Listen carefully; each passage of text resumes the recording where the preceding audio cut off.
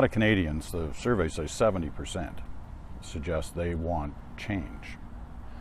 So if you're lucky enough to be Prime Minister after October 19th, what immediate change will they see from you? Well, I mean, from the very beginning, I've talked about how we're going to strengthen the middle class in this country.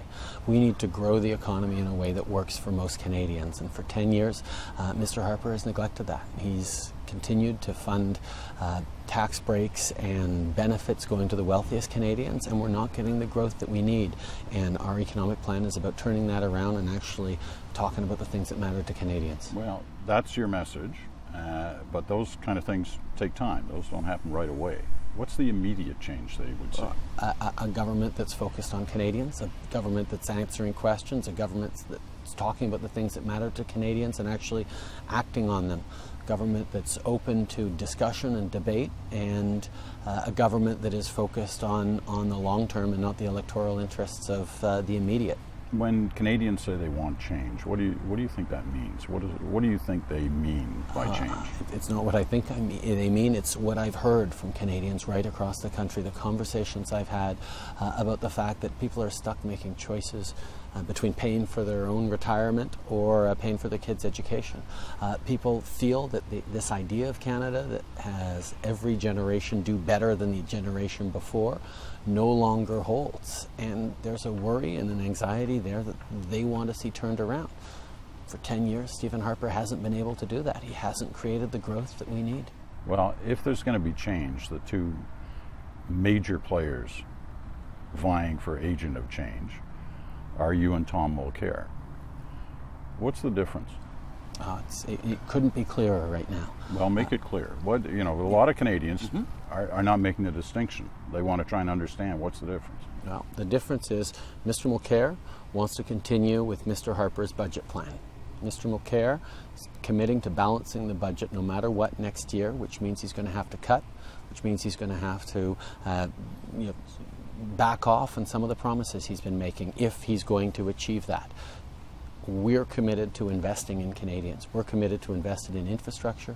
We're committed to actually growing the economy and getting to balance in 2019. There's a huge difference between them, who are proposing cuts and even austerity, and the Liberal Party, which is proposing that what we all know, which is that confident countries invest in their own future, and that's what we're going to do. You know, some have suggested, I heard that somebody used the term the other day, that you're trying to out-socialize the socialists, that you're outflanking or trying to outflank the NDP on the left by promising a deficit over the next 3 years. Actually, what we're promising, what we're building a plan around is the need for growth in this country. And it's economic growth that we need. Economic growth that works to give everyone a real chance to succeed. And that's the focus. I'm not worried too much about left-right spectrum. I'm worried about what's actually going to work to help Canadians who are worried about their own jobs, about their kids' jobs. But traditionally, I mean, this is a political game too. Traditionally, the NDP have occupied that ground and have not been as concerned about deficits as other parties. Here, there's been a role reversal, or there appears to be one. You know what, I'm focused on what actually matters. I'm focused on what I've heard from Canadians, and the plan that we're putting forward is about what this country needs, which is to have a government that actually invests in our future, in infrastructure, in housing, in green solutions, in the kinds of things that are going to give Canadians a real chance to succeed. And I'll let folks like you try to place us on a political spectrum. I'm focused on telling Canadians that we have a real plan, and we have a really extraordinary team to deliver that plan. Well, there is one other thing about deficits. I can remember it was a former finance minister, I think, who said to me about deficits that it's hard to promise to eliminate a deficit, easy to promise to create one. The problem is ensuring it doesn't balloon. Now, how are you going to do that? You're using the $10 billion a year figure for 3 years. Yeah. Now, how are you going to keep it at that when there are all other kinds of things at play? Well, first of all, let's look at this current string of deficits that we're in because of Mr. Harper. Now, Mr. Harper has tried to cut in a whole bunch of different ways. He's underspent $1 billion from Aboriginal affairs. He's underspent $1 billion on our veterans. He continues to try and cut our way out of deficit, and that doesn't work because he's been unable to create growth. He has the worst record on growth of any prime minister in 80 years. You have to go back to the Great Depression. But he went through a deficit infrastructure program of tens of billions of dollars. That created no growth? Well, why would yours create growth if his couldn't? Because we're focused on the things that actually are going to matter to Canadians. We're not focused on helping ridings that we need help in. We're focused on responding to the concerns of municipalities and provinces. The federal government shouldn't be drawing lines on a map in terms of what transit infrastructure are needed. We should be there to be a partner with the cities, with the provinces that need that. We should be there to invest in the affordable housing that Canadians need. We should be there to help mitigate against floods. We need to make sure that our infrastructure and our capacity to respond to the challenges of the future is at its highest level if we're going to grow. Mr. Harper continues to think that giving budget cuts and tax breaks to the wealthiest Canadians will somehow trickle down into growth and jobs for the rest of Canadians. Well, that hasn't worked for 10 years. We're going to turn around. We're going to give a tax break to the middle class by asking our wealthiest 1% to pay a little more taxes. We're going to give more generous child benefits to the families who need it by actually not sending government checks to millionaire families. You constantly use the term middle class, and you have for some time, long before the campaign. What's the middle class? How do you define it? Because people use this term, they all bandy it around, all the leaders do. But who are you talking to? Well, can you put an income bracket on the middle class that you are talking about? It actually varies right across the country. You know, what's middle class in downtown Toronto will be very different from what's middle class in Miramichi, for example. So the way we've looked at it, we've said the 1% of wealthiest Canadians who make over $200,000 in income, we're going to give them a little more in terms of tax. We're going to take a little more from them in taxes. We're going to drop the middle class tax bracket of $44,000 to $89,000 in income will drop down by 1.5 points. That will affect a lot of people. The more generous child benefit checks will go to families making $150,000 or less. There'll be bigger checks, tax-free. Typical family of four making $90,000 in this country, which is the typical family of four, will actually get $2,500 more every year under our plan. We're doing more for the people who need it, less for the people who don't. But it's not just the middle class, it's those working hard to join it as well, because our more generous Canada Child benefit will actually lift 315,000 kids out of poverty, according to the Library of Parliament. If you become Prime Minister after October 19th, you arrive at a time where the dollar's in the mid-70s in relation to the US dollar. Oil's somewhere in the mid-40s. We are officially in a recession. What's the first thing you do on the economy? One of the first things we do, and I've committed to. The first thing. Call together the premiers. Talk about climate change. Get to Paris at the end of November with a plan towards reducing our emissions in responsible ways. At the same time as we talk with the premiers about interprovincial trade barriers, about the infrastructure projects they need, we're going to roll out about $5 billion more in infrastructure in that first budget that we're going to be announcing. We have to work with the provinces and the municipalities to figure out where that money can be spent. So you need all these other men and women at the table to make those first decisions on the economy that you and your government would make? You'd need all the first ministers? No, our decisions are already made about lowering taxes, about sending more child benefits, about immediately stepping up on veterans benefits. We've got a platform that we're going to get into place right now. But in order to build the kind of prosperous future that this country needs, we need to move away from the kind of solo leadership that Mr. Harper has specialized in, where he won't talk to the provinces, where he will not engage in partnerships with municipalities, and realize that it's about time Canada started pulling together to address the very real challenges we're facing. All right, let me ask you specifically on a number of programs that the Harper government has put in, about what you would do with them, because you talk about growth and in trying to encourage growth in the Canadian economy, but you're probably also going to have to make some decisions on expenditures in some cases, and you've hinted at a couple here already, but let's do a yes or no on a couple of 4 or 5 of the kind of key planks of their economic picture of the last couple of years and whether or not you'd keep these programs or get rid of them or alter them. So first up, well, you mentioned the child care benefit. Mm-hmm. You'd keep the program but alter it. We'd make it so that the child benefit checks are bigger but tax-free for everyone earning less than $150,000 in family income. People earning more than $200,000 a year wouldn't get any child benefit checks. That's a way of actually helping the families who need it. And like I said, 315,000 kids out of poverty. And I assume this would be something that would be upfront, first budget? First budget, already kicking, yeah. All right. The TFSAs, the tax-free savings account? We think that at the level of about $5,000 a year is responsible. So cut those in half. The doubling it is irresponsible. It's only the wealthiest Canadians who have $10,000 laying around at the end of the year that they can put into that. All right, so those would go down to 5. Back to where they are at 5. The corporate tax rate? Corporate taxes are fine. We're competitive. We need to remain competitive. We're not going to be raising them the way the NDP will. We need growth. We need investment. We need to draw in foreign capital, and we need to draw in headquarters from around the world to be in Canada. I think we have to stay competitive, and that's why we're going to leave corporate taxes where they are. Small business tax rates? I think small businesses should be paying less taxes. We just have to make sure that it's done the right way. So there could be a cut for small business? We'll probably have things to say about it, but we have to know that a large percentage of small businesses are actually just ways for wealthier Canadians to save on their taxes, and we want to reward the people who are actually creating jobs and contributing in concrete ways. So there's a little tweaking to do around that. GST, would you touch the GST? Nah, Canadians pay enough taxes right now. We're not going to raise it at all. Well, there are other things you could do with it. You could lower it. I think we're okay where we are right now.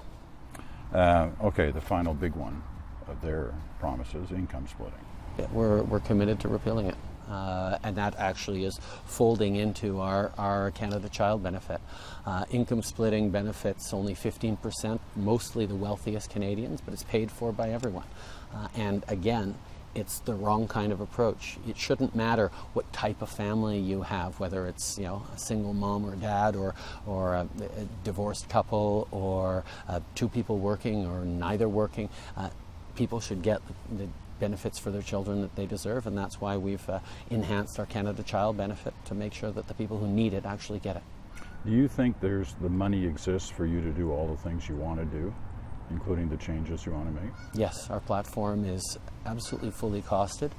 Now is the time to actually invest in our country and invest in our future, and that's where we differentiate ourselves from obviously Stephen Harper, but also Thomas Mulcair, who doesn't think that we need to invest in Canada right now, and who's focused on actually cutting so he can continue with Stephen Harper's budgetary approach.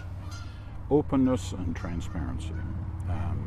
You have raised the issue, as has Mr. Mulcair, about Mr. Harper's government, about how open they are or not open, and how transparent or not transparent they've been, and questioning their basic management, not only of the economy, but of government. The reason I find that somewhat ironic is that's exactly how he got to power, by questioning those same areas on your party.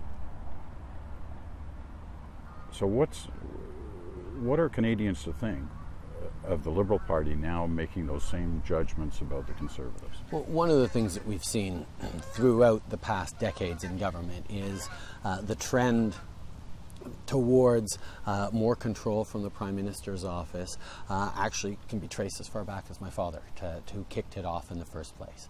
And I think we've reached the end point. Are you suggesting that it was your father who started sort of tighter control with the PMO? I think that's generally understood that he started it. Yeah, I know it is generally understood, but it's not generally assumed that you would say that as well. Oh yeah, no, I recognize that.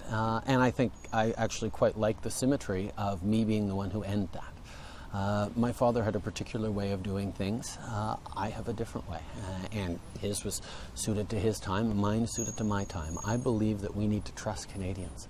I believe that it's not just about restoring Canadians' trust in government by demonstrating trust towards them.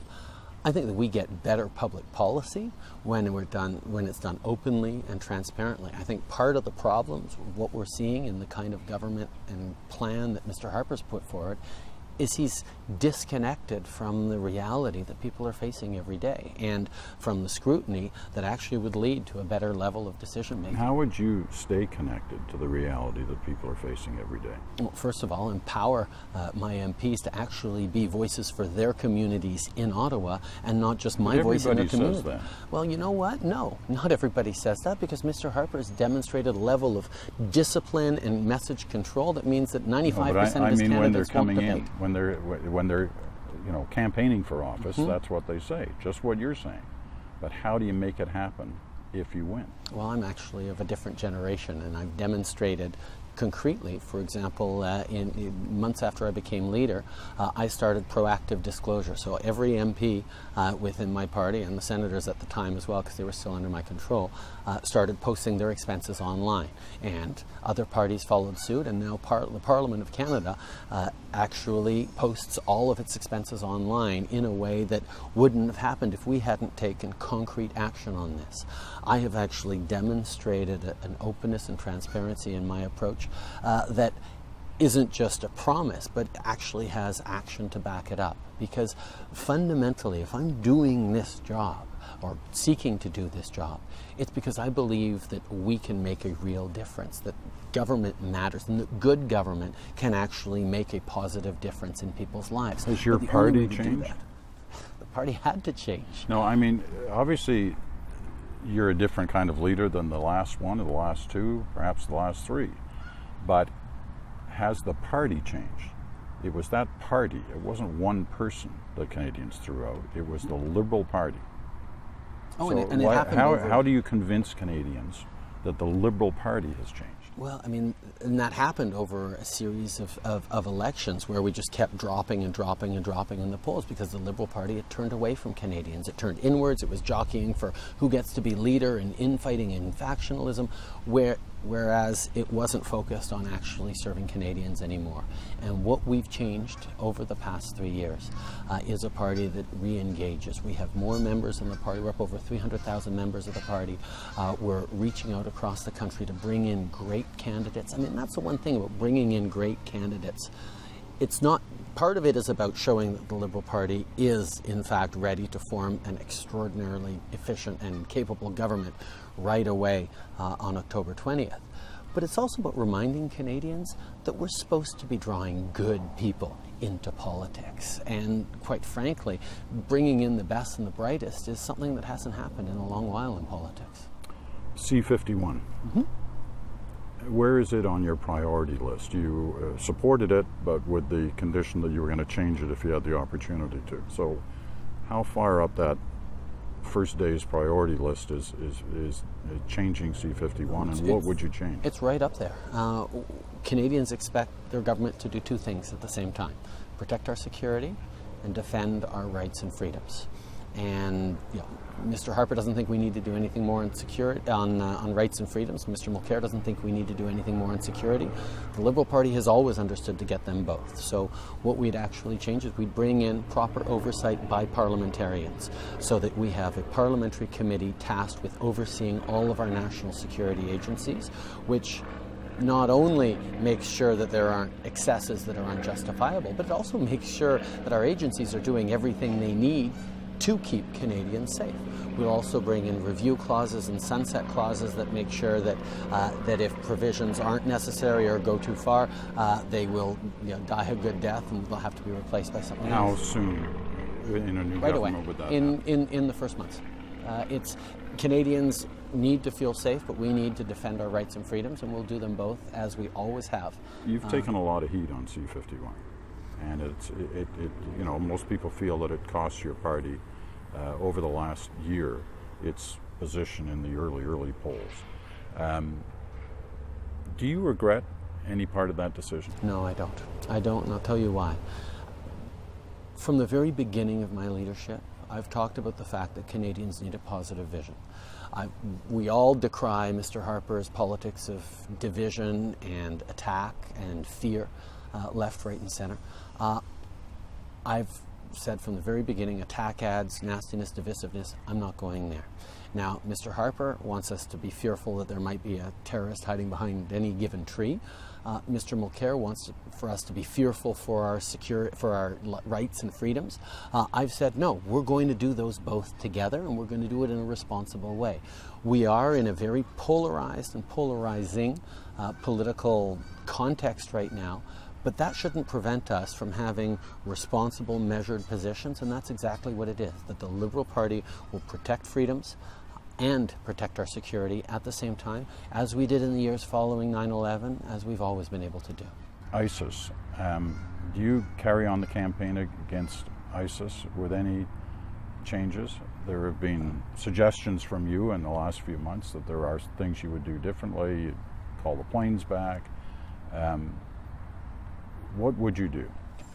It is extremely important that Canada continues to be part of the fight against ISIS. We need to make sure that we are part of the international efforts to degrade and stop these horrible terrorists. The best way to do that, however, is something in which I've fundamentally disagreed with Mr. Harper. I don't think that the planes are the right mission for Canada.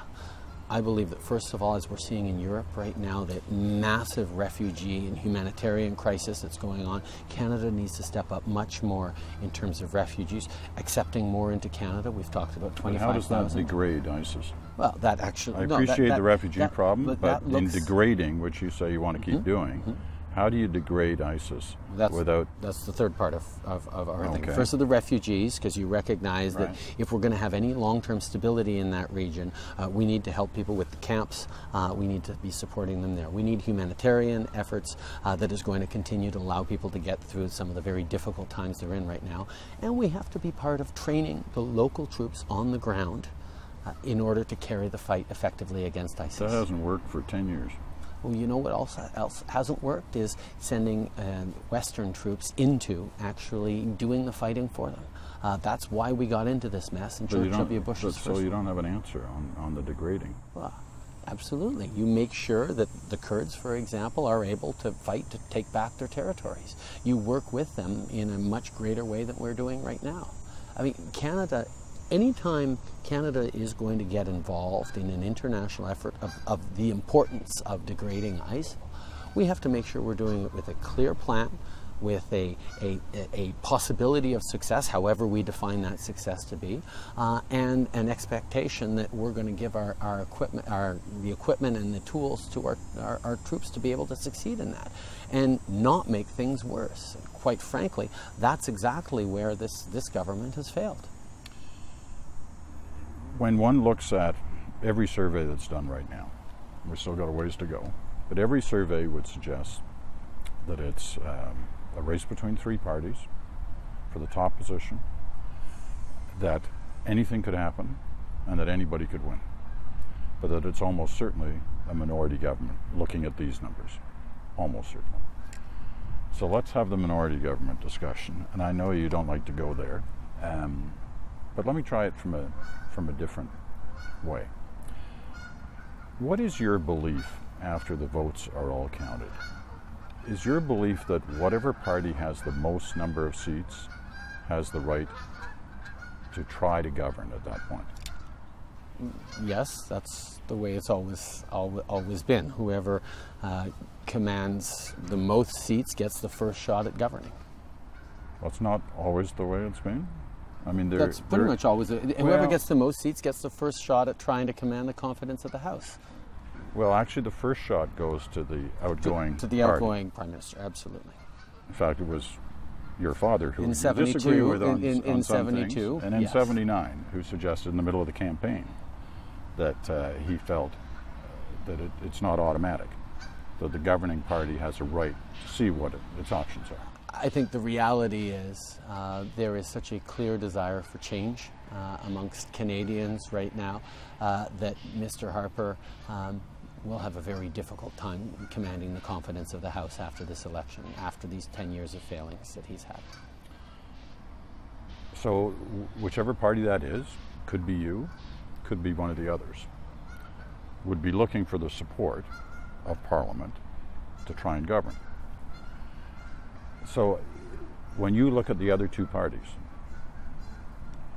if you don't win, does it make any difference to you which of those two ends up with the most seats? Oh, I think it makes a tremendous difference what those parties are. I mean, Mr. Harper and his Conservative Party have put forward an agenda that has hurt Canadians for 10 years, has not invested in the kind of growth we need.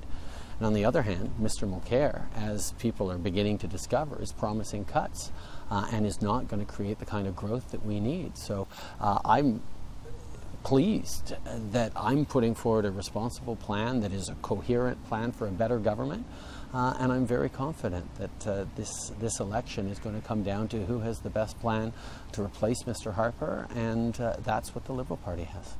But are you saying you couldn't choose between those two if you had to, either to support them or to ask for their support?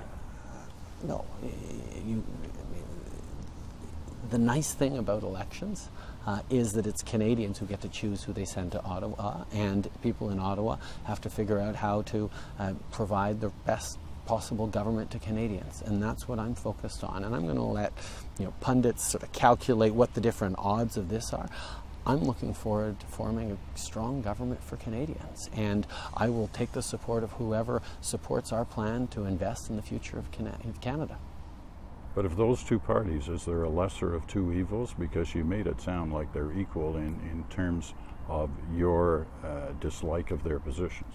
Well, I think both of their positions are wrong. Both of them want to continue a failed approach on austerity and cuts that Canada doesn't need. And that's why I'm confident the Canadians are going to pick the idea that we invest in our own future and that we create growth once again. And seeing how things lie after the election, Canadians will be rallying to a growth agenda that trusts in Canadians. The last question I have for you is one that I'll put to each of the other leaders. And it's more of a personal question. It's not about your party. It's not about your policies. But it's about you. And the question is, what is it about you that you feel should make you a Prime Minister? This country is one of the most incredible countries in the world, if not the most. I mean, I know I'm horribly biased, but I have had the opportunity to meet with Canadians, to get to know them, to live in all different parts of this country.